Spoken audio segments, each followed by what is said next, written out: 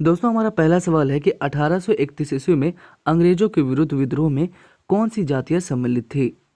1831 ईस्वी में अंग्रेजों के विरुद्ध विद्रोह में कौन सी जातियां सम्मिलित थी। तो दोस्तों हमारा जवाब हो जाएगा ऑप्शन नंबर ए, हो और मुंडा। दोस्तों चलते हैं हम अगले सवाल की ओर। अगला सवाल कहता है कि किसने चूटिया के स्थान पर खुकरा को छोटानागपुर खास के नागवंशी राज्य को राजधानी बनाया। तो दोस्तों हमारा जवाब हो जाएगा ऑप्शन नंबर बी, भीमकर्ण। क्या हो जाएगा जवाब? Option number B, Bhimkarn. दोस्तों नागवंशी राजा भीमकर्ण राक्षसेलों पर विजय के उपरांत 1122 ईस्वी में अपनी राजधानी परिवर्तित कर चुटिया के स्थान पर खोखरा या खोड़तरा ले गया था। चलते दोस्तों अगले सवाल की ओर। अगला सवाल क्या कहता है? कहता है कि पृथक झारखंड गठन प्रस्ताव में मांग थी। पहला ऑप्शन क्या कहता है कि बिहार के 7 जिले, बंगाल के 3 जिले, उड़ीसा के 4 जिले एवं मध्य प्रदेश के 2 जिले। तो दोस्तों यही ऑप्शन हमारा बिल्कुल ही सही हो जाएगा। ठीक है, पृथक झारखंड गठन प्रस्ताव में मांग थी कि बिहार के 7 जिले और बंगाल के 3 जिले और उड़ीसा के 4 जिले एवं मध्य प्रदेश के 2 जिले से राज्य का निर्माण होगा। दोस्तों चलते हैं हम अगले सवाल की ओर। अगला सवाल कहता है कि भारत सरकार द्वारा झारखंड समस्या के समाधान हेतु वर्ष 1987 में गठित कमेटी ऑन झारखंड मैटर्स के अध्यक्ष कौन थे। तो दोस्तों हमारा जवाब हो जाएगा option number D, V S. Lali. क्या हो जाएगा? Option number D, V S. लाली।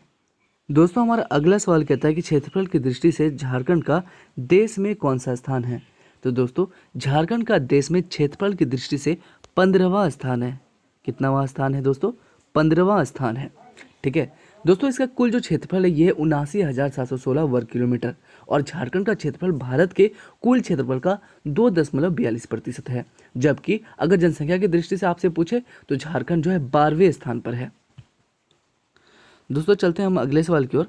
अगला सवाल कहता है कि झारखंड की सर्वाधिक ऊंची पहाड़ी पारसनाथ की ऊंचाई कितनी है दोस्तों। तो दोस्तों इसकी ऊंचाई हम सभी जानते हैं 1365 मीटर है। कितनी है? 1365 मीटर। अगला सवाल कहता है दोस्तों कि झारखंड के प्रमुख कोयला निक्षेपों का निर्माण किस श्रेणी के चट्टानों से हुआ है। ठीक है दोस्तों, कहता है कि झारखंड के प्रमुख कोयला निक्षेपों का निर्माण किस श्रेणी के चट्टानों से हुआ है। तो दोस्तों झारखंड के प्रमुख कोयला निक्षेपों का निर्माण जो है ये गोंडवाना श्रेणी की चट्टानों से हुआ है। किससे हुआ है? गोंडवाना श्रेणी के चट्टानों से हुआ है। दामोदर घाटी के तलछट से बनी इन चट्टानों में बलुआ पत्थर और कोयले की परत होती है और उत्तरी कोयल की घाटी, गिरिडीह एवं राजमहल की पहाड़ियों में ही ऐसी चट्टानें हमें देखने को मिलती है। तो दोस्तों हमारा जवाब क्या हो जाएगा? ऑप्शन नंबर सी, गोंडवाना श्रेणी की चट्टानें। दोस्तों हमारा अगला सवाल कहता है कि झारखंड का सर्वाधिक वर्षा का क्षेत्र है। तो दोस्तों हम सभी जानते हैं झारखंड का सर्वाधिक वर्षा का क्षेत्र है नेतरहाट का पठार। दोस्तों नेतरहाट पाट क्षेत्र के अंतर्गत आता है जिसकी ऊंचाई कितनी है? 1000 मीटर से भी अधिक ऊंचा भूभाग है ये। नेतरहाट के पठार में 180 सेंटीमीटर से अधिक वार्षिक औसत वर्षा होती है। वर्षा की दृष्टि से झारखंड जो है मध्य वर्षा का प्रदेश है। किसका? मध्य वर्षा का प्रदेश है झारखंड, जहां औसत वर्षा कितनी होती है दोस्तों? तो 140 सेंटीमीटर होती है। झारखंड के कम वर्षा का क्षेत्र कौन सा है? तो चाईबासा का मैदान है। चलते दोस्तों अगले सवाल की ओर। अगला सवाल कहता है कि राज्य में लेटराइट मिट्टी उपलब्ध है। ठीक है, तो दोस्तों राज्य में लेटराइट मिट्टी जो है जो छोटानागपुर के पठार के दक्षिणी भाग में उपलब्ध है। दोस्तों हमारा अगला सवाल कहता है कि छोटानागपुर पठार की मुख्य फसल क्या है। तो दोस्तों हमारा जवाब हो जाएगा ऑप्शन नंबर ए, चावल है। क्या है? चावल। दोस्तों झारखंड में चावल का सबसे बड़ा जो क्षेत्र है ना यह है सिंहभूम, रांची, गुमला और दुमका। इसके अतिरिक्त धनबाद, गढ़वा हो गया, पलामू, हजारीबाग, गोड्डा, गिरिडीह आदि क्षेत्रों में भी चावल की खेती होती है। चलते दोस्तों अगले सवाल की ओर। अगला सवाल कहता है कि झारखंड राज्य में छोटानागपुर के पठारी भाग में अनेक जलप्रपात है। ये सर्वाधिक किस जिले में है दोस्तों? ठीक है, कहता है कि ये सर्वाधिक किस जिले में है। तो ये सर्वाधिक अगर पूछा जाए तो दोस्तों तो ये रांची में है।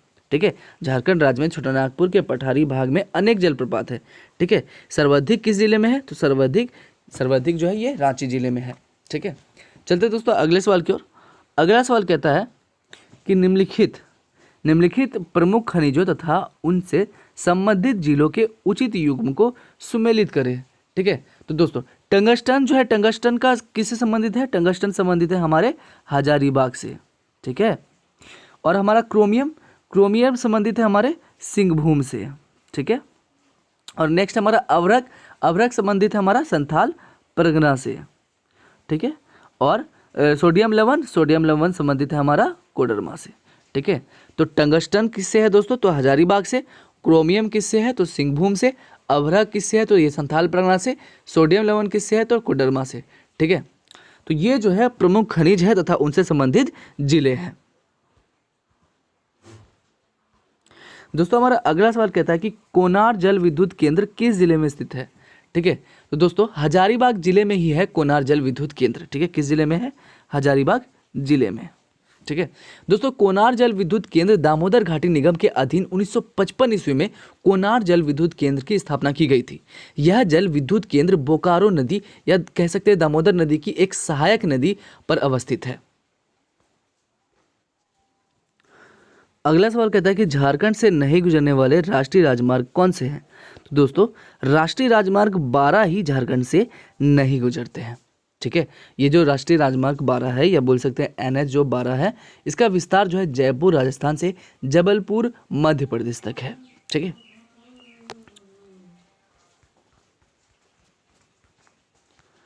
दोस्तों हमारा अगला सवाल कहता है कि पालकोट अभयारण्य किस जिले में स्थित है, ठीक है। पालकोट जो अभयारण्य है ये दोस्तों किस जिले में है, तो ये गुमला जिले में अवस्थित है, ठीक है। किस जिले में, गुमला जिले में। दोस्तों पालकोट अभयारण्य की स्थापना कब हुई थी, तो इसकी स्थापना हुई थी 1990 ईस्वी में। किस कब हुई थी, 1990 ईस्वी में जो है इसकी स्थापना हुई थी, ठीक है। पालकोट अभयारण्य का क्षेत्रफल कितना है, तो 183.18 वर्ग किलोमीटर है। इस अभयारण्य के प्रमुख वन्यजीव कौन से हैं, तेंदुआ और भालू। चलते हैं अगले सवाल की ओर। अगला सवाल कहता है कि चंद्रपुरा पक्षी विहार जो है, चंद्रपुरा पक्षी विहार जो है ये कहाँ पर स्थित है। तो दोस्तों झारखंड के बोकारो जिले में ही चंद्रपुरा पक्षी विहार स्थित है, ठीक है। चंद्रपुरा पक्षी विहार में जाड़े के मौसम में साइबेरियन पक्षियाँ उपस्थित होती है। कौन सी, साइबेरियन पक्षियाँ उपस्थित होती है ठंडी के मौसम में, ठीक है। चंद्रपुरा पक्षी विहार में जो कि बोकारो में है।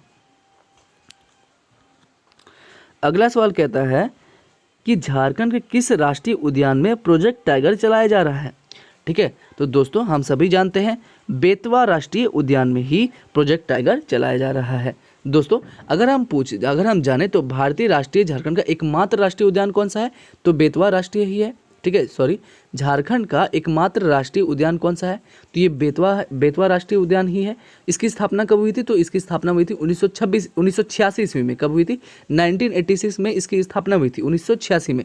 भारत सरकार द्वारा यहाँ वर्ष 1973 में प्रोजेक्ट टाइगर परियोजना चलाई जा रही है। कब से, 1973 में प्रोजेक्ट टाइगर परियोजना चलाई जा रही है, ठीक है। तो यहाँ से 2 डेट याद रखेंगे, इसकी स्थापना हुई थी 1986 में, ठीक है। और यहाँ पर कब से क्या बोलते हैं प्रोजेक्ट टाइगर चलाया जा रहा है, तो 1973 से ही प्रोजेक्ट टाइगर परियोजना चलाई जा रही है।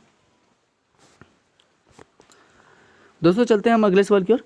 कहता है किस मिशन ने 1898 ईस्वी में अंधों के लिए सेंट माइकल स्कूल खोला था। तो हमारा जवाब हो जाएगा option number B, SPG mission ने, ठीक है। SPG मिशन ने 1898 ईस्वी में अंधों के लिए सेंट माइकल स्कूल जो है ये खोला था, ठीक है। Society for propagation of gospel, SPG, इसका क्या पूर्ण नाम है, SPG का society for propagation of gospel, ठीक है। इस मिशन का आरंभ कब हुआ था, तो 17 अप्रैल 1869 ईस्वी में हुआ था। इस मिशन ने 1870 से 1908 के दौरान 118 विद्यालय खोले। कितने विद्यालय, 118 विद्यालय खोले, ठीक है। 1990 इस मिशन के तहत महिला शिक्षण प्रशिक्षण विद्यालय खोला गया। दोस्तों हमारा अगला सवाल कहता है कि विश्व विजेता बनने वाला झारखंड का प्रथम शतरंज खिलाड़ी का नाम है। तो दोस्तों हमारा जवाब हो जाएगा ऑप्शन नंबर ए, दीपसेन गुप्ता, ठीक है। दोस्तों चलते हैं हम अगले सवाल की ओर। तो विश्व विजेता बनने वाला झारखंड का प्रथम शतरंज खिलाड़ी कौन है, तो दीपसेन गुप्ता। चलते हैं दोस्तों अगले सवाल की ओर। अगला सवाल कहता है कि झारखंड का कौन सा महाविद्यालय विश्वविद्यालय स्तर का है। तो दोस्तों हमारा जवाब हो जाएगा option number A, ISM Dhanbad ही क्या है, ये विश्व स्तर का महाविद्यालय है। इसकी स्थापना कब हुई थी, तो 1926 में हुई थी ISM धनबाद की स्थापना 1926 में। चलते दोस्तों अगले सवाल की ओर।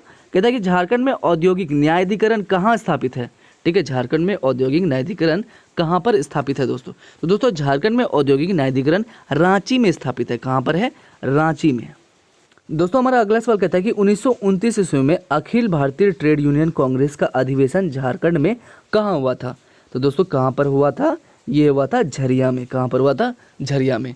ठीक है दोस्तों, तो 1929 ईस्वी में अखिल भारतीय ट्रेड यूनियन कांग्रेस का अधिवेशन हुआ था झरिया में। ठीक है, AITUC के झरिया अधिवेशन की अध्यक्षता कौन किया था, तो किया था पंडित जवाहरलाल नेहरू। ठीक है, अखिल भारतीय ट्रेड यूनियन कांग्रेस जिसे हम क्या कहते हैं, AITUC भी कहते हैं। तो इसके जो झरिया में जो अधिवेशन हुआ था, इसके अध्यक्षता किसने किया था, तो पंडित जवाहरलाल नेहरू ने किया था। चलते हैं अगले सवाल की ओर। अगला सवाल कहता है कि जमशेदपुर वर्कर्स एसोसिएशन की स्थापना किस वर्ष में की गई थी। ठीक है, तो हमारा जवाब हो जाएगा ऑप्शन नंबर डी, 1920 ईस्वी में। कब की गई थी, 1920 ईस्वी में ही जमशेदपुर वर्कर्स एसोसिएशन की स्थापना 1920 ईस्वी में की गई थी। ठीक है, तो ये किसके द्वारा किए गए थे, तो SS हल्दर एवं व्योमकेश चक्रवर्ती के द्वारा की गई थी। किसके द्वारा, SS हल्दर एवं व्योमकेश चक्रवर्ती के द्वारा ही जमशेदपुर वर्कर्स एसोसिएशन की स्थापना 1920 में करी गई थी। दोस्तों हमारा अगला सवाल कहता है कि निम्नलिखित में से किस वैष्णव संत ने 16वीं सदी के आरंभ में पंच परगना क्षेत्र में कुछ दिनों तक रुक कर जनजातियों के बीच अपने मत का प्रचार किया था। तो दोस्तों किसने किया था, तो चैतन्य महाप्रभु ने। ठीक है, किसने किया था, चैतन्य महाप्रभु ने। दोस्तों चैतन्य महाप्रभु ने 16वीं सदी के आरंभ में पंच परगना क्षेत्र में कुछ दिनों तक रुक कर जनजातियों के बीच अपने मत का प्रचार किया था। चलते दोस्तों अगले सवाल की ओर। अगला सवाल कहता है कि तेलियागढ़ी कहाँ पर स्थित है। ठीक है, तेलियागढ़ी जो है ये कहाँ पर स्थित है, तो दोस्तों ध्यान रखेंगे तेलियागढ़ी जो है ये आपके साहेबगंज में, ठीक है, साहेबगंज में राजमहल में है। ठीक है, साहेबगंज में राजमहल के साइड अवस्थित है। ठीक है, कह सकते हैं कि तेलियागढ़ी जो है राजमहल पहाड़ी के निकट अवस्थित है। इतिहास प्रसिद्ध किला साहेबगंज में स्थित है। इसे बंगाल का प्रवेश द्वार कहा जाता है। ठीक है, इतिहास प्रसिद्ध किला जो है ये कहाँ पर है, तेलियागढ़ी एक इतिहास प्रसिद्ध किला है। ये कहाँ पर है, तो ये साहेबगंज में है। ठीक है, कहाँ पर है ये बेसिकली, तो ये राजमहल पहाड़ी के निकट अवस्थित है। ठीक है, राजमहल के निकट अवस्थित है ये तेलियागढ़ी किला। इसे क्या कहते हैं, झारखंड में बंगाल का प्रवेश द्वार भी कहा जाता है। अगला सवाल कहता है कि टुइला किस तरह का वाद है दोस्तों। तो टुइला जो है ये किस तरह का वाद है, ये एक तंत्री वाद है। किस तरह का वाद है, तंत्री वाद। ठीक है, यह एक लोकप्रिय वाद है क्योंकि इसकी वादन शैली बहुत ही कठिन है। अगला सवाल कहता है दोस्तों कि जादव पटिया चित्रकारी किस जनजाति में विशेष लोकप्रिय है। जादव पटिया जो चित्रकारी है ये किस जनजाति में विशेष लोकप्रिय है, तो दोस्तों हमारा जवाब हो जाएगा ऑप्शन नंबर ए, संथालों में। ठीक है, जादव पटिया चित्रकारी संथाल जनजाति में विशेष लोकप्रिय है। जादव पटिया चित्रकारी वस्तुतः कपड़ा या कागज के छोटे छोटे टुकड़ों को जोड़कर बनाए जाने वाले पट्टियों पर की जाने वाली चित्रकारी है। अगला सवाल कहता है कि सरहुल पर्व जो है ये किस दिन मनाया जाता है। तो दोस्तों सरहुल पर्व जो है ये चैत महीने के शुक्ल पक्ष की तृतीया को मनाया जाता है। चलते दोस्तों अगले सवाल की ओर। अगला सवाल कहता है कि ईसा मसीह के जन्मदिवस के उपलक्ष्य में प्रति वर्ष 25 दिसंबर को मनाया जाने वाला ईसाइयों का त्यौहार कौन सा है। तो दोस्तों हम सभी जानते हैं क्रिसमस डे है। कौन सा है, क्रिसमस डे। चलते दोस्तों अगले सवाल की ओर। अगला सवाल कहता है कि पद्मश्री सम्मान से सम्मानित झारखंड का प्रथम आदिवासी कौन सा है दोस्तों। तो हमारा जवाब हो जाएगा ऑप्शन नंबर ए, जुएल लकड़ा। ठीक है, जिन्हें भारत सरकार द्वारा अक्टूबर 1947 ईस्वी में पद्मश्री सम्मान प्राप्त हुआ था। कब हुआ था, अक्टूबर 1947 में। जुएल लकड़ा को कब मिला था, तो अक्टूबर 1947 ईस्वी में। चलते दोस्तों अगले सवाल की ओर। अगला सवाल कहता है कि इंडियन स्कूल ऑफ माइंस, ठीक है, इंडियन स्कूल ऑफ माइंस जो है ये कहाँ पर अवस्थित है दोस्तों। तो ये धनबाद में अवस्थित है। कहाँ पर अवस्थित है, धनबाद में। अगला सवाल कहता है कि रांची जिले में किस जनजाति की प्रधानता है। तो रांची जिले में जो है मुंडा जनजाति की प्रधानता है। किस जनजाति की, मुंडा जनजाति की। ठीक है, यह झारखंड की मुंडा जनजाति जो है ये तीसरी बड़ी जनजाति है। झारखंड की कुल जनजातीय जनसंख्या का 14.56% जनसंख्या मुंडाओं का ही है दोस्तों। अगला सवाल कहता है कि झारखंड का विख्यात टिस्को कारखाना किस महापुरुष द्वारा स्थापित किया गया था। तो दोस्तों इसका जवाब हो जाएगा हमारा option number D, Jamshedji Tata. ठीक है, तो इसकी स्थापना कब हुई थी, तो 1907 ईस्वी में टिस्को की स्थापना हुई थी। ठीक है, यह भारत की स्टील निर्माता कंपनियों में अग्रणी स्थान रखता है। अगला सवाल कहता है कि राज्य का सर्वाधिक ऊंचाई वाला भाग कौन सा है दोस्तों? तो राज्य का जो सर्वाधिक ऊंचाई वाला भाग है ये है हमारा छोटानागपुर का पठार। दोस्तों अगला सवाल कहता है कि लघु उद्योग शोध संस्थान कहाँ स्थापित किया गया है? तो दोस्तों लघु उद्योग जो है, लघु उद्योग शोध संस्थान जो है ये कहाँ पर स्थापित किया गया है? तो लघु उद्योग शोध संस्थान की स्थापना जो है सिंदरी में की गई। कहाँ पर? सिंदरी में की गई। भारत सरकार द्वारा सिंदरी में ही उर्वरक का प्रथम कारखाना कब स्थापित हुआ था? तो 1951 ईस्वी में। ठीक है, तो हमारा जवाब हो जाएगा ऑप्शन नंबर बी, सिंदरी। अगला सवाल कहता है कि धनबाद की स्थापना कब हुई थी? तो दोस्तों हमारा जवाब हो जाएगा ऑप्शन नंबर बी, 1880 ईस्वी में ही धनबाद की स्थापना हुई थी। ठीक है, धनबाद जो है कोयलों की खाने के लिए ही मशहूर है। अगला सवाल कहता है कि सबसे पहले नगरपालिका का गठन कहाँ पर हुआ था? तो सबसे पहले जो है नगरपालिका का गठन हुआ था हजारीबाग में। कहाँ पर हुआ था? हजारीबाग में। ठीक है, हजारीबाग झारखंड का एक प्रमुख पर्यटक स्थल है। यहाँ पर वन्य जीवन अभयारण्य, कैनेरी पहाड़ी और रजप्पा प्रमुख पर्यटक स्थल है। अगला सवाल कहता है कि किस सन में झारखंड में प्रथम नगरपालिका का गठन हुआ था? तो दोस्तों हमारा जवाब क्या हो जाएगा? ऑप्शन नंबर बी, 1886 में हुआ था। कब हुआ था? 1886 में ही नगरपालिका का गठन हुआ था, 1886 ईस्वी में। चलते दोस्तों अगले सवाल की ओर। अगला सवाल कहता है कि भारतीय संविधान की किस अनुसूची में यह वर्णित है कि भूमि और भूधिर्तियों आदि पूर्णतः राज्यों के विधायी और प्रशासनिक क्षेत्राधिकार के अंतर्गत आता है? दोस्तों ठीक है, भारतीय संविधान की किस अनुसूची में यह वर्णित है कि भूमि और भूधिर्तियों आदि पूर्णतः राज्यों के विधायी और प्रशासनिक क्षेत्राधिकार के अंतर्गत आता है? ठीक है, तो भारत के संविधान की 7वीं अनुसूची में यह वर्णित है कि भूमि और भूधिर्तियां आदि पूर्णतः राज्यों के विधायी और प्रशासनिक क्षेत्राधिकार से अंतर्गत आता है। तो हमारा जवाब हो जाएगा ऑप्शन नंबर बी, 7वीं अनुसूची। अगला सवाल कहता है दोस्तों, कहता है कि छोटा नागपुर में भूमि संबंधी कानूनों का आरंभ कब माना जाता है? कहता है कि छोटा नागपुर में भूमि संबंधी कानूनों का आरंभ जो है ये कब माना जाता है? तो हमारा जवाब हो जाएगा ऑप्शन नंबर बी, 1765 ईस्वी में। ठीक है, कब? 1765 ईस्वी में। दोस्तों बक्सर की जब लड़ाई हुई थी तो उसके परिणाम स्वरूप पश्चिम बंगाल, बिहार, झारखंड, उड़ीसा और बांग्लादेश का दीवानी और राजस्व अधिकार अंग्रेज कंपनी के अंतर्गत आ गया।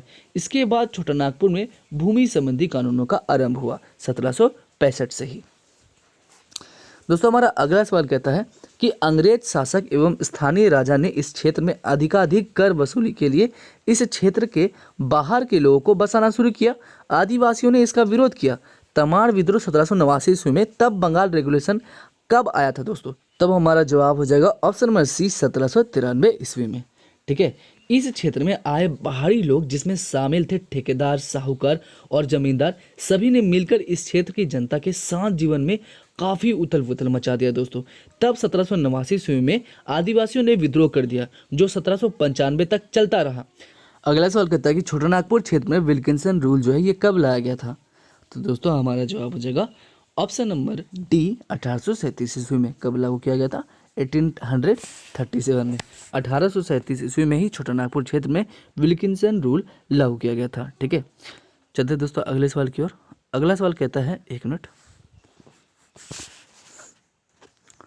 अगला सवाल कहता है कि ऐसे प्रत्येक व्यक्ति जिसने किसी ग्राम में स्थित भूमि को पूर्णतः या अंशतः पट्टे पर या अन्यथा रैयत के रूप में लगातार डैश की कालावधि तक धारित किया हो, उस कालावधि के अवसान पर उस ग्राम का बंदोबस्त रैयत हुआ समझा जाएगा। तो दोस्तों हमारा जवाब हो जाएगा ऑप्शन नंबर डी, 12 वर्ष। ठीक है, CNT एक्ट के धारा 17 का 1 में, ठीक है, इसके अनुसार ऐसे प्रत्येक व्यक्ति को जिसने इस अधिनियम के प्रारंभ के पूर्व या पश्चात किसी ग्राम में स्थित भूमि को पूर्णतः या अंशतः पट्टे पर या अन्यथा रैयत के रूप में लगातार 12 वर्षों की कालावधि तक धारित किया हो, उस कालावधि के अवसान पर उस ग्राम का बंदोबस्त रैयत हुआ समझा जाएगा। तो कितने वर्षों का? 12 वर्षों का। चलते दोस्तों अगले सवाल की ओर। अगला सवाल कहता है कि कोई व्यक्ति किसी ग्राम का बंदोबस्त रैयत तब तक बना रहेगा जब तक कि वह उस ग्राम में रैयत के रूप में कोई भूमि पारित करता हो और तत्पश्चात डैश बना रहेगा। कहता है कि कोई व्यक्ति किसी ग्राम का बंदोबस्त रैयत तब तक बना रहेगा जब तक कि वह उस ग्राम में रैयत के रूप में कोई भूमि पारित करता हो और तत्पश्चात डैश बना रहेगा। तो दोस्तों सीएनटी एक्ट की धारा 17 की उपधारा 5 के अनुसार कोई व्यक्ति किसी ग्राम का बंदोबस्त रैयत तब तक बना रहेगा जब तक कि वह उस ग्राम में रैयत के रूप में कोई भूमि धारित करता हो तथा उसके 3 वर्ष बाद तक समझा जाएगा। कब तक दोस्तों? 3 वर्ष बाद तक। तो हमारा जवाब हो जाएगा ऑप्शन नंबर ए। दोस्तों हमारा अगला सवाल कहता है कि झारखंड राज्य के गठन के बाद प्रथम औद्योगिक नीति की घोषणा कब करी गई थी? तो दोस्तों झारखंड राज्य के गठन के बाद प्रथम औद्योगिक नीति की घोषणा 2001 में करी गई थी। कब की गई थी? 2001 में। ठीक है, 2001 में की गई थी, जिसका मुख्य लक्ष्य क्या था? 10% विकास दर को हासिल करना। कितना प्रतिशत? 10% विकास दर को हासिल करना।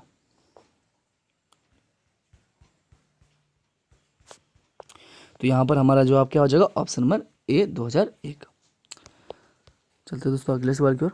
अगला सवाल क्या कहता है? अगला सवाल कहता है कि औद्योगिक क्षेत्रीय विकास प्राधिकरण के अधिकार के संबंध में कौन सा कथन सत्य है? ठीक है, कहता है कि कौन सा कथन सत्य है।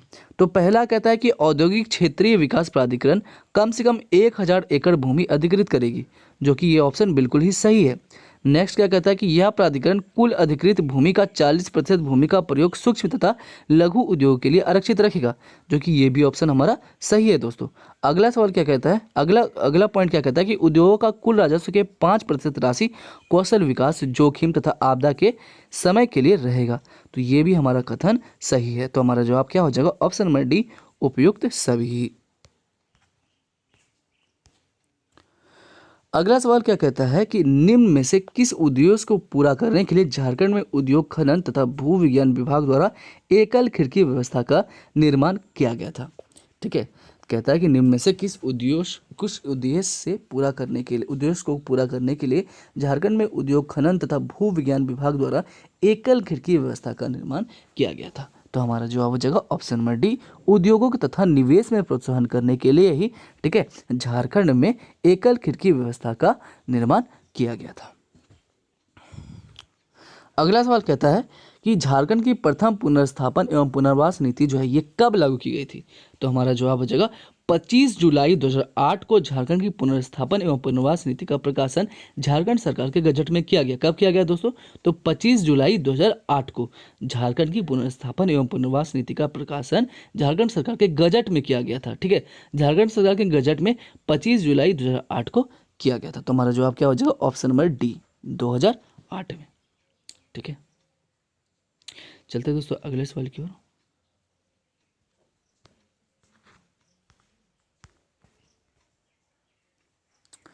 दोस्तों हमारा अगला सवाल कहता है कि रुपये का पुनर्स्थापन एवं पुनर्वास नीति के तहत निम्न में से किस स्थिति में किसी परियोजना का सामाजिक प्रभाव मूल्यांकन करना अनिवार्य होगा? ठीक है, कहता है कि रुपये का पुनर्स्थापन एवं पुनर्वास नीति के तहत निम्न में से किस स्थिति में किसी परियोजना का सामाजिक प्रभाव मूल्यांकन करना जो है अनिवार्य होगा? तो दोस्तों हमारा जवाब हो जाएगा ऑप्शन नंबर बी। ठीक है, जिस परियोजना में सामूहिक रूप से किसी भी क्षेत्र में 100 या अधिक परिवारों का अनैच्छिक विस्थापन होता है उसमें सामाजिक प्रभाव मूल्यांकन करना अनिवार्य होगा। चलिए दोस्तों अगले सवाल की ओर। अगला सवाल कहता है कि हाल ही में निम्न में से किस योजना को झारखंड सरकार द्वारा बंद कर दिया गया था? तो दोस्तों महिला अंचल संपत्ति योजना को, किसको? महिला अंचल संपत्ति योजना की शुरुआत जो है कब हुई थी? 2017 में हुआ था। महिला सशक्तिकरण के उद्देश्य से किया गया था। इस योजना के तहत महिला के नाम से अंचल संपत्ति का क्रय करने पर संपत्ति निबंधन एवं स्टाम्प शुल्क के रूप में केवल एकमात्र धनराशि का भुगतान करना था, केवल 1 रुपये। ठीक है, इस योजना को वर्ष 2020 में क्या कर दिया गया? खत्म कर दिया गया। दोस्तों हमारा अगला सवाल कहता है कि नीलांबर पीतांबर जल समृद्धि योजना के अंतर्गत मनरेगा के तहत कितने मानव दिवस का सृजन करने का लक्ष्य रखा गया है दोस्तों? तो हमारा जवाब हो जाएगा ऑप्शन नंबर बी 10 करोड़ मानव दिवस। ठीक है। नीलांबर पीतांबर जल समृद्धि योजना के अंतर्गत मनरेगा के तहत कितने मानव दिवस का सृजन करने का लक्ष्य रखा गया है? तो 10 करोड़ मानव दिवस का सृजन करने का लक्ष्य रखा गया है। ठीक है। झारखंड सरकार ने हाल ही में 3 कल्याणकारी कार्यक्रम शुरू किए हैं जो प्रवासी मजदूरों को रोजगार प्रदान करने पर केंद्रित है। इन योजनाओं को झारखंड के मुख्यमंत्री हेमंत सोरेन द्वारा लॉन्च किया गया है। ये योजनाएं हैं बिरसा हरित ग्राम योजना, फिर है नीलांबर पीतांबर जल समृद्धि योजना और फिर तीसरा है पोटो हो खेल विकास योजना। ठीक है। इन योजनाओं के तहत राज्य के ग्रामीण विकास विभाग ने 25 करोड़ मानव दिवस के सृजन का लक्ष्य रखा है। इसके लिए 20,000 करोड़ आवंटित किए हैं।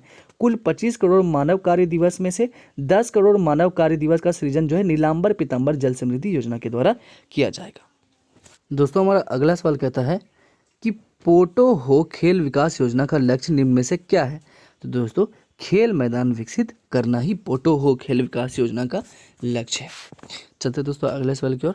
अगला सवाल कहता है कि वीर शहीद पाटो होल की खेल विकास योजना के तहत निम्न में से किस स्तर पर सुसज्जित प्रशिक्षण केंद्रों का संचालन करने का लक्ष्य रखा गया है? तो दोस्तों हमारा जवाब हो जाएगा ऑप्शन नंबर प्रखंड स्तर पर और जिला स्तर पर भी। तो हमारा जवाब क्या हो जाएगा? ऑप्शन नंबर डी, ए एवं बी दोनों। अगला सवाल कहता है कि पढ़ा पंचायत शासन व्यवस्था निम्न में से किस जनजाति में पाई जाती है? ठीक है। कहता है कि पढ़ा पंचायत शासन व्यवस्था जो है ये निम्न में से किस जनजाति में पाई जाती है? दोस्तों हमारा जवाब हो जाएगा ऑप्शन नंबर बी, उड़ाव जनजाति में। चलते दोस्तों अगले सवाल की ओर। अगला सवाल कहता है कि मुंडा शासन व्यवस्था, एक मिनट, मुंडा शासन व्यवस्था से संबंधित कथनों में कौन सा कथन सत्य है? पहला क्या कहता है कि पढ़ा सभा में यदि कोई विवाद का निपटारा नहीं होता हो तो उसे 22 पढ़ा राजा की सभा में विवाद का निपटारा किया जाना है। ठीक है।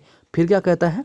तो ये क्वेश्चन तो ये जो पॉइंट है ये बिल्कुल सही है। फिर क्या कहता है कि 22 पढ़ा राजा के फैसले को मानना ही पड़ता है, ये भी सही है। फिर कहता है मुंडाओं में 22 पढ़ा सभी उच्चतम न्यायालय के समान है, बिल्कुल सही है। तो हमारा जवाब क्या हो जाएगा? ऑप्शन नंबर डी, उपयुक्त में सभी ही कथन हमारे सही हैं। अगला सवाल कहता है कि झारखंड की किन प्रमुख आदिवासी जातियों में मांझी परगना शासन व्यवस्था पाई जाती है? तो दोस्तों मांझी परगना शासन व्यवस्था संथाल जनजातियों में, पढ़ा पंचायत शासन व्यवस्था उड़ाव में तथा मुंडा शासन व्यवस्था मुंडाओं में पाई जाती है। ठीक है दोस्तों, मांझी परगना शासन व्यवस्था ये किस में पाई जाती है? तो संथाल जनजातियों में पाई जाती है। और पढ़ा पंचायत शासन व्यवस्था उड़ाव में पाई जाती है और मुंडा शासन व्यवस्था मुंडाओं में पाई जाती है। तो हमारा जवाब क्या हो जाएगा? ऑप्शन नंबर ए, संथालों में। चलते दोस्तों अगले सवाल की ओर। अगला सवाल कहता है कि नागवंशी शासन व्यवस्था निम्न में से किस शासन व्यवस्था पर आधारित थी? तो दोस्तों हमारा जवाब हो जाएगा ऑप्शन नंबर बी, पढ़ा पंचायत शासन व्यवस्था में। दोस्तों अगला सवाल कहता है कि मांझी परगना शासन व्यवस्था में बिटलाहा एक प्रकार का सामाजिक बहिष्कार है। निम्न में से किसकी अध्यक्षता में लोग किसी परिवार का बिटलाहा करते हैं? दोस्तों बिटलाहा एक तरह का सामाजिक बहिष्कार है। ठीक है। इसमें एक परगनैत की अध्यक्षता में लोग किसी परिवार का बिटलाहा करते हैं। किसकी अध्यक्षता में? परगनैत की अध्यक्षता में। ठीक है। ठीक है। लोग किसी परिवार का क्या करते हैं? बिटलाहा करते हैं। बिटलाहा तब किया जाता है जब दंड देने का दूसरा कोई और विकल्प ही नहीं रह जाता। ठीक है। तो हमारा जवाब हो जाएगा ऑप्शन नंबर सी, परगनैत।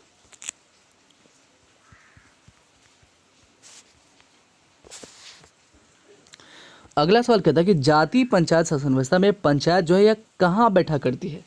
ठीक है।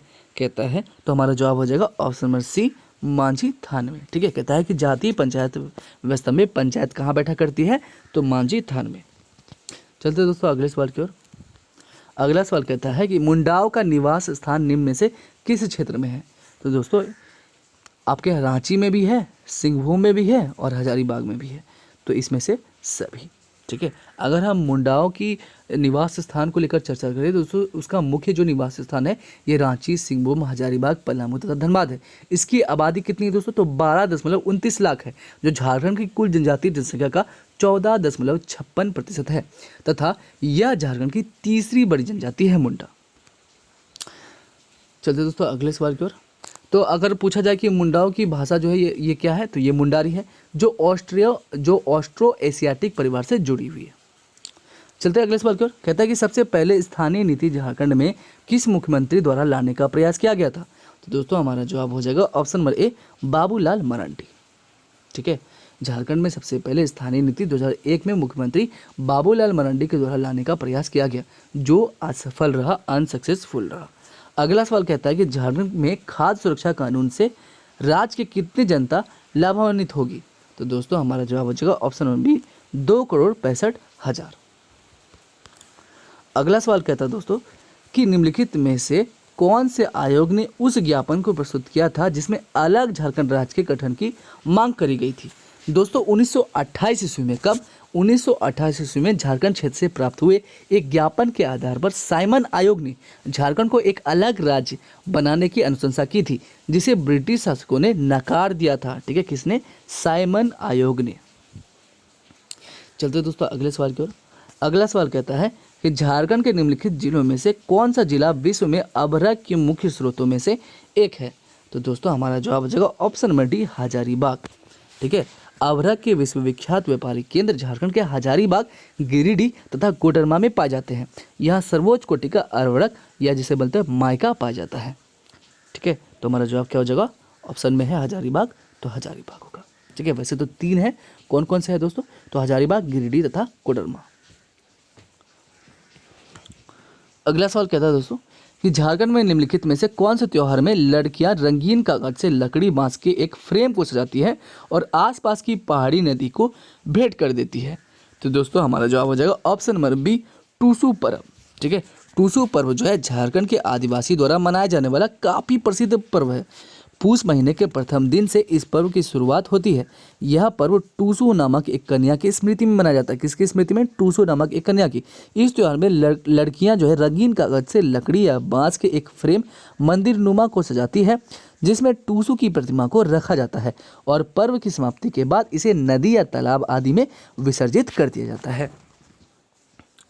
चलते दोस्तों अगले सवाल की ओर। अगला सवाल करता है कि झारखंड निम्नलिखित में से कौन सा खनिज का एकमात्र उत्पादक है? तो दोस्तों हमारा जवाब हो जाएगा option number D prime coking coal का। ठीक है, हवा रहित स्थान में 950 डिग्री सेल्सियस तापमान पर पूर्ण कार्बोनाइजेशन होने पर पिघलकर एक केक जैसा रूप लेने वाले कोयले को कोकिंग कोल कहा जाता है।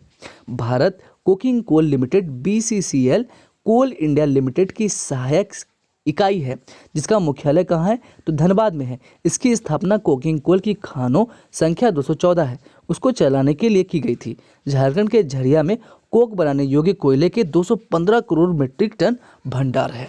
कितने हैं? 215 करोड़ मीट्रिक टन भंडार है। दोस्तों हमारा अगला सवाल कहता है कि निम्नलिखित में से कौन सा आंदोलन अपने शुरुआती चरण में कुड़ुक धर्म के नाम से जाना जाता था? यह शब्द कुड़ुक या उड़ाव का मूल धर्म भी है। दोस्तों तो कौन सा आंदोलन था? ये ताना भगत आंदोलन था। ठीक है, जो जिसकी शुरुआत हुई थी 1914 ईस्वी में। ठीक है, तो हमारा जवाब हो जाएगा ताना भगत आंदोलन, ऑप्शन नंबर डी ताना भगत आंदोलन। चलते हैं अगले सवाल की ओर। तो अगला सवाल कहता है दोस्तों कि झारखंड का धोकरा निम्नलिखित में से किस शिल्प कला से संबंधित है? दोस्तों धोकरा क्राफ्ट जो है झारखंड का एक अलोह धातु कास्टिंग क्राफ्ट है। इसमें कलाकार सामग्री के रूप में सरसों का तेल, गोबर युक्त मिट्टी, मोम और घूमन का उपयोग करते हैं। भारत में 4000 वर्षों से इस तकनीक का प्रयोग होता आ रहा है। इस पद्धति द्वारा विभिन्न प्रकार की मूर्ति, आभूषण आदि का निर्माण किया जाता है। धोकरा क्राफ्ट की वस्तुएं मोहनजोदड़ो की खुदाई में मिली है। झारखंड में दुमका जिले के सिकड़ीपाड़ा और खूंटी जिले के बाजार तलई नामक स्थानों पर यह क्राफ्ट जो है ये काफ़ी प्रसिद्ध है दोस्तों। तो हमारा जवाब हो जाएगा ऑप्शन नंबर सी धातु। ठीक है, जो कि ये एक अलोह धातु कास्टिंग क्राफ्ट है। दोस्तों हमारा अगला सवाल कहता है कि निम्नलिखित में से किसको हजारीबाग का जतिन बाघा के नाम से जाना जाता है? ठीक है, कहता है कि निम्नलिखित में से किसको जो हजारीबाग का जतिन बाघा के नाम से जाना जाता है? दोस्तों राम विनोद सिंह को ही हजारीबाग का जतिन बाघा कहा जाता है। बाघा जतिन ब्रिटिश शासन के विरुद्ध कार्यकारी दार्शनिक क्रांतिकारी थे। वे युगांतर पार्टी के मुख्य नेता थे। अगला सवाल कहता है कि मैग्नोलिया पॉइंट नामक पर्यटन स्थल कहाँ पर अवस्थित है? तो दोस्तों हमारा जवाब हो जाएगा ऑप्शन नंबर ए लातेहार जिले में अवस्थित है। किस जिले में? लातेहार में। अगला सवाल कहता है कि झारखंड के किस जनजाति समूह द्वारा लिखने के लिए आलोचकी लिपि का प्रयोग किया जाता है? तो दोस्तों किसकी लिपि आलोचकी है? तो हमारा जवाब हो जाएगा ऑप्शन नंबर ए संथालों की ही लिपि है, संथाली भाषा की ही लिपि है आलोचकी। ठीक है, संथाल भारत बांग्लादेश और भूटान में लगभग 76 लाख लोगों द्वारा बोली जाती है। संथाल जो भाषा है ये भारत में, बांग्लादेश में और भूटान में लगभग 76 लाख लोगों द्वारा बोली जाती है दोस्तों। तो इसकी अपनी एक पुरानी लिपि भी है जिसे हम क्या कहते हैं, औलोचकी कहते हैं। अगला सवाल कहता है कि निम्नलिखित में से किस जिले में तांबा अयस्क का समृद्ध भंडार है। तो दोस्तों हमारा जवाब हो जाएगा ऑप्शन नंबर ए, पूर्वी सिंहभूम जिले में ही तांबा अयस्क का समृद्ध भंडार है। ठीक है दोस्तों, झारखंड तांबे का उत्पादन एवं भंडारण के दृष्टिकोण से अपने देश भारत का अग्रणी राज्य है, जिसके पूर्वी सिंहभूम जिले में घाटशिला, मूसाबनी आदि क्षेत्रों में बड़े पैमाने पर तांबा अयस्क का भंडार है। चलते दोस्तों अगले सवाल की ओर। कहता है कि किस वर्ष एक अलग झारखंड राज्य की मांग के लिए एक ज्ञापन के साथ साइमन कमीशन प्रस्तुत किया गया था। तो दोस्तों हमारा जवाब हो जाएगा ऑप्शन नंबर बी, 1928 ईस्वी में। चलते दोस्तों अगले सवाल की ओर। अगला सवाल कहता है कि मयूराक्षी नदी का उद्भव स्थल कहाँ पर स्थित है। दोस्तों मयूराक्षी नदी का जो उद्गम स्थल है या उद्गम स्थल है ये कहाँ पर स्थित है। तो दोस्तों हमारा जवाब हो जाएगा ऑप्शन नंबर ए, त्रिकुट पहाड़ी। ठीक है दोस्तों, देवघर जिला स्थित त्रिकुट पहाड़ी मयूराक्षी नदी का उद्गम स्थल है। इसे मयूरी नदी के नाम से भी जाना जाता है। यह नदी पश्चिम बंगाल में गंगा नदी में जाकर मिल जाती है। तो दोस्तों मयूराक्षी नदी का उद्गम स्थल कहाँ है, तो त्रिकुट पहाड़ी। दोस्तों हमारा अगला सवाल है कि श्री सामेत शिखर जी को और कौन से रूपों में भी जाना जाता है। तो दोस्तों पारसनाथ पहाड़ी के रूप में जाना जाता है। पारसनाथ पहाड़ी की ऊंचाई कितनी है दोस्तों, 1365 मीटर। ठीक है, ये कहाँ पर स्थित है, तो गिरिडीह के पठार पर बराकर नदी के पास स्थित है समेत शिखर, जो इसकी सबसे ऊंची चोटी है। अगला सवाल कहता है कि झारखंड का कुल कितने प्रतिशत क्षेत्र वन क्षेत्र के अधीन आता है। दोस्तों झारखंड का वन आवरण 29 वर्ग किलोमीटर बढ़ा है। इसके 29.61 भौगोलिक क्षेत्र पर वन आवरण है। कितना है, 29.61%। ऑप्शन नंबर सी हो जाएगा। अगला सवाल कहता है कि 1771 ईस्वी में संथाल जनजातीय क्षेत्र में किसने जमींदारों और ब्रिटिश सरकार के विरुद्ध प्रथम विद्रोह का नेतृत्व किया था। तो दोस्तों हमारा जवाब हो जाएगा ऑप्शन नंबर ए, तिलका मांझी ने। ठीक है, किसने, तिलका मांझी ने। 1771 में संथाल जनजातीय क्षेत्र में तिलका मांझी द्वारा जमींदारों और ब्रिटिश सरकार के विरुद्ध प्रथम विद्रोह का नेतृत्व किया गया था। अगला सवाल कहता है कि निम्नलिखित में से कौन सी झारखंड की एक उपराजधानी है, या फिर कौन सी एक झारखंड की उपराजधानी। तो दोस्तों दुमका को ही झारखंड की उपराजधानी कहा जाता है, जो भारत के झारखंड राज्य के संथाल परगना क्षेत्र का मुख्यालय है। Option number B, Dumka. अगला सवाल कहता है कि झारखंड से भारतीय हॉकी टीम से संबंधित निम्नलिखित में से किस खिलाड़ी ने राष्ट्रमंडल खेल 2010 में जीत हासिल की थी। तो हमारा जवाब हो जाएगा ऑप्शन नंबर बी, अंशुता लकड़ा ने। दोस्तों अंशुता लकड़ा ही भारतीय हॉकी टीम से संबंधित ऐसे खिलाड़ी हैं जिसने राष्ट्रमंडल खेल 2010 में जीत हासिल करी थी। चलते दोस्तों अगले सवाल की ओर। अगला सवाल कहता है कि निम्नलिखित में से कौन सा जिला अधिकांशतः वन क्षेत्र से आवृत है। तो दोस्तों हमारा जवाब हो जाएगा ऑप्शन नंबर ए, गुमला। झारखंड राज्य का गुमला निम्नलिखित जिलों में से सर्वाधिक वन आवृत वाला क्षेत्र है। अगला सवाल कहता है ग्रामीण स्थानीय स्व प्रशासन के लिए निम्नलिखित में से कौन सा उच्चतम स्थानीय निकाय है। तो दोस्तों जिला परिषद ग्रामीण स्थायी स्व प्रशासन के लिए उच्चतम स्थानीय निकाय है। ठीक है, कौन है, जिला परिषद। तो हमारा जवाब हो जाएगा ऑप्शन नंबर सी, जिला परिषद। ठीक है, इसका गठन सभी पंचायत समितियों को मिलाकर किया जाता है। अगला सवाल कहता है कि 1979 में महाश्वेता देवी द्वारा रचित साहित्य अकादमी पुरस्कार से पुरस्कृत ऐतिहासिक उपन्यास आरण्य अधिकार जंगल का अधिकार 1977 किसके जीवन पर आधारित है। तो दोस्तों हमारा जवाब हो जाएगा option number B, Birsa Munda के जीवन पर ही आधारित है। अगला सवाल कहता है कि झारखंड का बाएं हाथ का प्रमुख बल्लेबाज कौन था जिसने मलेशिया में अंडर 19 क्रिकेट वर्ल्ड कप 2008 जीता था, साथ ही वह अब रॉयल चैलेंजर बेंगलोर के लिए खेल रहा है। तो दोस्तों हमारा जवाब क्या हो जाएगा, option number A, Saurabh Tiwari. दोस्तों Saurabh Sunil Tiwari middle order batsman हैं। इन्होंने मलेशिया में under 19 cricket club world cup 2008 जीता था तथा 2011 में IPL में रॉयल चैलेंजर्स के लिए भी खेले हैं। और अब ये मुंबई इंडियंस में है। अगला सवाल कहता है कि झारखंड के किस जिलों में बाघों के लिए संरक्षित वन स्थित है? तो पलामू टाइगर रिजर्व भारत में 9 मूल बाघ अभयारण्य में से एक है। ये 1026 वर्ग किलोमीटर क्षेत्र में फैला हुआ है। ये झारखंड का इकलौता टाइगर रिजर्व है। ठीक है, कौन है? पलामू। चलते हैं दोस्तों अगला सवाल। अगला सवाल कहता है, एक मिनट, अगला सवाल कहता है कि निम्नलिखित में से कौन सा एक तिलका मांझी के संदर्भ में गलत है? ठीक है, कौन सा कथन जो है तिलका मांझी के संदर्भ में गलत है? तो दोस्तों ऑप्शन नंबर सी जो है ना, कहता है कि तिलका मांझी ने रामगढ़ की पहाड़ियों में गुरिल्ला युद्ध का नेतृत्व किया था। यही कथन गलत है। ठीक है, तिलका मांझी आंदोलन वर्ष 1784 ईस्वी में अंग्रेजों के विरुद्ध तिलका मांझी के नेतृत्व में शुरू किया गया था। इनका अन्य नाम जबड़ा पहाड़िया भी था। इसने 1784 ईस्वी में ही क्लीवलैंड को मार डाला था। 1875 में आयरकूट ने तिलका मांझी को परास्त कर भागलपुर के चौराहे पर स्थित एक विशाल वट वृक्ष पर सरेआम लटका कर उनकी जान ले ली थी। इस आंदोलन का संबंध राजमहल क्षेत्र से है। तो हमारा जवाब हो जाएगा option number C, Tilka Manjhi ने रामगढ़ की पहाड़ियों में गुरिल्ला युद्ध का नेतृत्व किया था। ये कथन बिल्कुल ही गलत है। अगला सवाल क्या कहता है दोस्तों? अगला सवाल कहता है कि झारखंड के किस जिले को भारत की अभ्रक राजधानी के नाम से जाना जाता है? तो दोस्तों हमारा जवाब हो जाएगा ऑप्शन नंबर ए, कोडरमा। ठीक है, कोडरमा को भारत की अभ्रक राजधानी कहा जाता है। इसे अभ्रक नगरी भी कहा जाता है। चलते हैं अगले सवाल की ओर। अगला सवाल कहता है कि निम्न में से कौन खेरवार विद्रोह के नेताओं में से एक है? दोस्तों खरवार जनजाति के भागीरथ मांझी खेरवार आंदोलन के नेतृत्व करता थे। कौन थे? भागीरथ मांझी। ठीक है, इसी कारण इस आंदोलन को भागीरथ मांझी का आंदोलन भी कहा जाता है। प्रारंभ में यह आंदोलन एक समाज सुधार आंदोलन था, परंतु बाद में इसने राजस्व बंदोबस्ती की गतिविधियों के विरुद्ध एक अभियान का रूप धारण कर लिया था। तो दोस्तों हमारा जवाब हो जाएगा भागीरथ मांझी।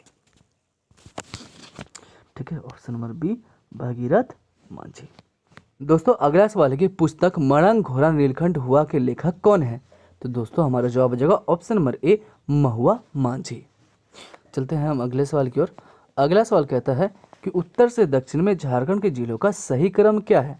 तो दोस्तों हमारा जवाब हो जाएगा ऑप्शन नंबर डी, साहेबगंज, फिर पाकुड़, फिर दुमका और फिर बोकारो।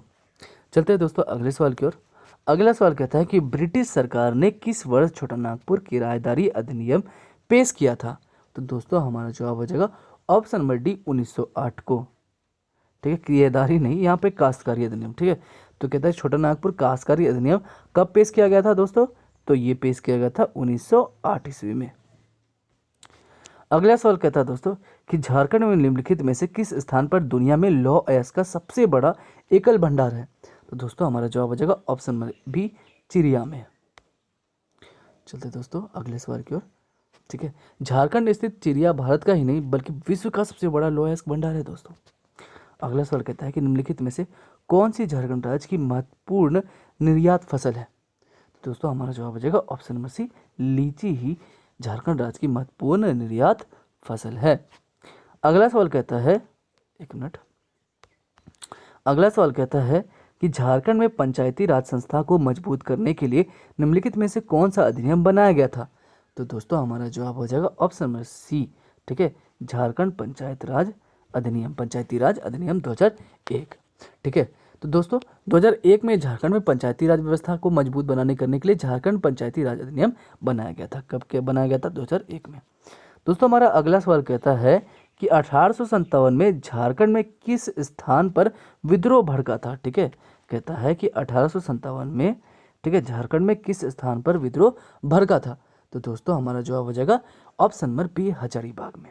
ठीक है, 30 जुलाई 1857 को हजारीबाग में स्वतंत्रता आंदोलन उस समय भड़का जब संथाल आदिवासियों ने ईस्ट इंडिया कंपनी के विरुद्ध विद्रोह कर दिया। वहां का उपायुक्त बरही भाग गया तथा हजारीबाग स्वतंत्र हो गया।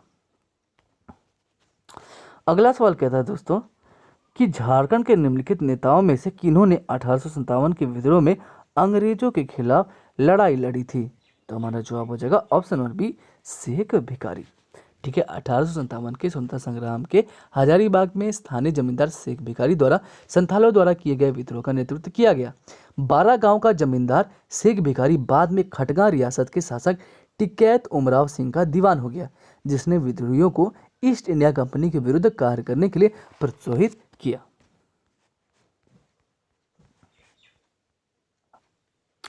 दोस्तों अगला सवाल कहता है कि झारखंड में कार्तिक अमावस्या के दौरान निम्नलिखित में से कौन सा त्योहार मनाया जाता है?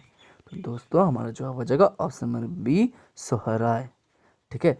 झारखंड के आदिवासी समुदाय का प्रमुख त्योहार सोहराई पर्व है, जो पालतू पशुओं से संबंधित है। यह पर्व दीपावली के समय अर्थात कार्तिक अमावस्या को मनाया जाता है। इसके अतिरिक्त बंदगा त्योहार भी कार्तिक अमावस्या को मनाया जाता है और यह पर्व भी पालतू पशुओं से संबंधित होता है। दोस्तों हमारा अगला सवाल है कि झारखंड सरकार द्वारा बालिकाओं को वित्तीय सहायता प्रदान करने के लिए हाल ही में निम्नलिखित में से कौन सी योजना शुरू की गई थी?